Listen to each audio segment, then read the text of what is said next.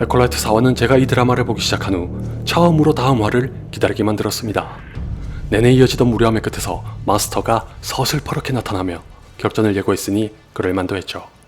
하루라도 빨리 보고 싶었지만 당초에 계획했던 대로 2주에 한 번씩 리뷰하려고 극한의 인내심을 발휘해 6화가 나올 때까지 5화도 보지 않고 참다가 이제 막 두 편 다 보고 내린 결론은 8화까지 갈 것도 없이 일단 작가들은 제발 반성 좀 했으면 좋겠네요.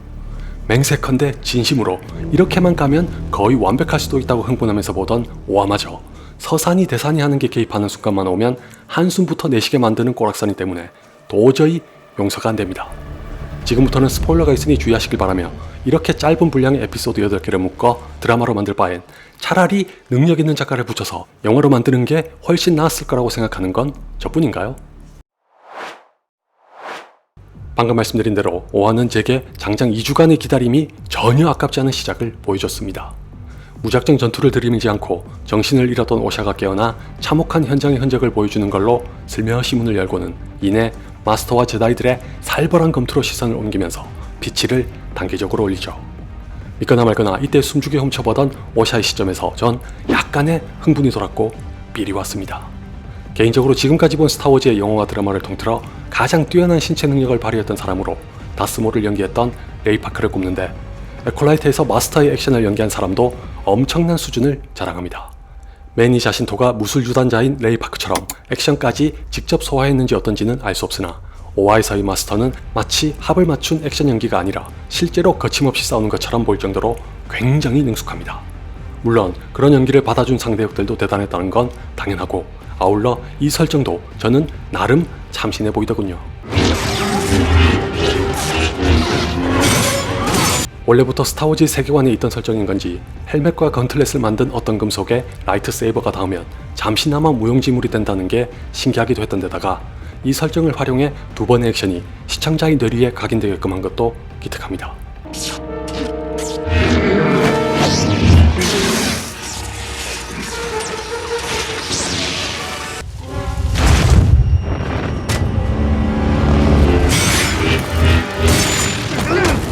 대신에 다음의 장면은 엑스맨의 매그니토를 떠올리게 하는 동시에 결말부의 치명적인 오점으로도 이어지는 탓에 굳이 필요한 대사였는지 의문입니다.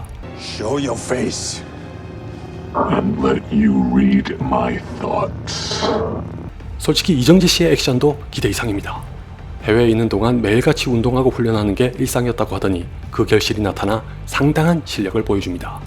마스터의 등장으로 인해 소울이 정신적으로 점점 더 벼랑에 몰리고 있다는 걸 확연하게 보여주고 싶었는지 허우적대는 장면이 나와서 그렇지 이정재 씨의 연기 자체는 액션으로 보나 뭘로 보나 좋았다고 생각합니다. 마지막에 주먹과 발로 마스터를 두드려 패는 것도 참 통쾌했죠. 그리고 제키를 연기한 다프네키는 역시 뇌성 부른 나무는 떡잎부터 다르다는 속담의 유효성을 고스란히 증명합니다. 로건에서 봤을 때 어쩜 저렇게 어린 배우가 표독하고 당찬 연기를 잘 도하는 건지 감탄을 토하게 만들었는데 에콜라이트에서는 비록 얼굴이 잘 안 보이긴 해도 여전히 액션 연기는 놀랍기만 합니다. 메이를 상대로 한 격투도 그렇고 마스터를 상대한 검투도 그렇고 다프네킨이 직접 연기한 걸로 믿고 싶을 정도로 훌륭합니다. 심지어 제키는 죽는 장면까지도 정말 인상적입니다.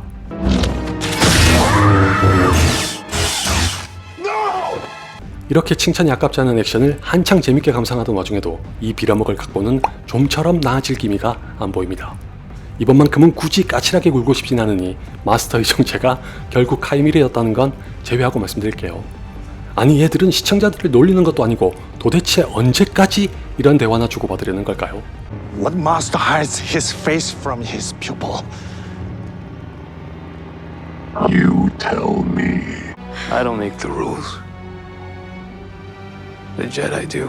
And I would have been dead too if it weren't for the Jedi. They've brainwashed you. 핸섬 가이즈의 리뷰에서는 제가 이런 말을 했습니다. 보통 오해로 촉발되는 사건을 소재로 한 영화와 드라마는 얼마든지 그 오해를 풀 수 있거나 일어나지 않을 법한 걸 억지로 이어가는 탓에 짜증나기 일수다. 절대 에콜라이트를 염두에 뒀던 건 아니었으나 공교롭게도 5화는 저 말에 딱 부합하는 예를 보여줍니다. 메이와 오샤가 대면했던 장면에서 누가 봐도 서로 다른 얘기를 하고 있는데도 둘 다 언어 능력의 문제라도 있는 건지 상대방에게 물어볼 시도는커녕 의사조차 없어 보입니다. 설마 오랫동안 각자 다른 환경에서 자란 바람에 의사소통이 잘 안 된다는 걸 강조하고 싶었나? 설상가상 그래놓고는 난데없이 끌어안고 있다가 무슨 바람이 불었는지 오샤로 둔갑해 겁도 없이 소에게 접근합니다.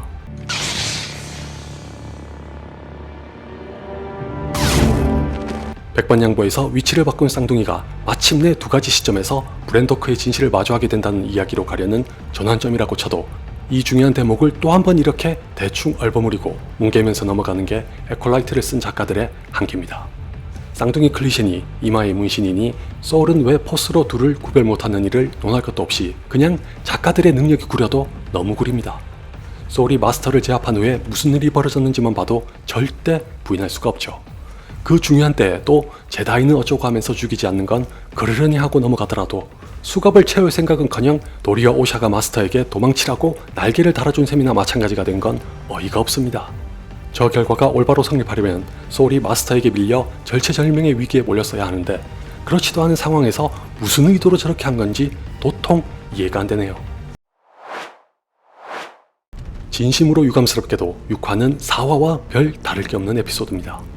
무료하고 지난하며 불필요한 유머까지 더한 데다가 이젠 다 밝혀지겠거니 한 것마저 여전히 시청자의 약을 올리는 듯한 태도로 일관합니다. It's time for me to face the High Council, to tell them everything. But I'm not now. You can tell me. But first, you and I are going to talk. 솔직히 6화에 대해서는 할 말도 없고 하고 싶은 말도 없지만 그나마 중요한 몇 가지는 얘기하고 넘어가야겠죠. 가장 중요한 건 아무래도 오샤가 슬슬 다크사이드의 길을 걷게 될지도 모른다는 걸 직접적으로 보여주고 있다는 겁니다. 마스터가 오샤의 내면에 잠재한 부정적인 감정을 느꼈고 그걸 계속 자극해 다크사이드로 넘어오길 유도하는데 사실 저로서는 이것도 좀 납득하기 힘듭니다. 요드와 제키를 죽인 사람에 대한 분노도 아니고 브랜도코에서 있었던 사건의 진실을 알게 된 바람에 생긴 분노도 아니고 오래전에 제다이로 실패했다는 것에 대한 분노가 다크사이드로의 길을 촉발하는 계기가 된다면 지금까지의 빌드업은 다 뭐가 되는 건지 의문입니다. 그것도 그렇지만 PC를 강력하게 지지한다는 디즈니가 굳이 이런 장면을 넣었어야 했을까요? 좋게 말하면 메이에겐 얼굴조차 보여주지 않던 자가 오샤에겐 알몸까지 보여줬으니 자신의 제자로 제격이라는 걸 인정하는 상징적인 장면으로 볼 수도 있으나 과연 두 사람의 성별이 바뀌었다면 이런 짓을 감히 할 수 있을까요? You're not gonna join me. I'd like to put my clothes back on. 저만 그렇게 느낀 건 아닐 것 같은데 에콜라이트는 오샤가 마치 아나킨의 원형이었던 것처럼 묘사하는 게 목적인 모양입니다. 다크사이드로 향하게 되는 과정도 그렇고 마스크를 쓰는 것도 자연스레 아나킨을 떠올리게 합니다. 오샤와 메이가 포스로 태어났다는 걸 암시했을 때부터 염려했던 게 실현되려는 건지 버네스트라가 균형까지 거론하는 걸로 봐선 남성 캐릭터인 아나킨 이전에 여성 캐릭터인 오샤가 포스의 균형을 무너뜨리는데 크게 일조한 존재. 다시 말해 오샤가 없었다면 아나킨도 없었다는 식의 전개로 가려는 걸지도 모를 일입니다. Something to tip the scales. 그나저나 역시 에콜라이트의 작가들은 능력이 부족해서 그런지 참 편의주의적인 걸 좋아합니다. 하필이면 시스의 존재를 알리려고 할 때 통신에 오류가 생기질 않나. 마침내 브랜도크의 진실을 알게 될 찰나에 전원이 복구되질 않나.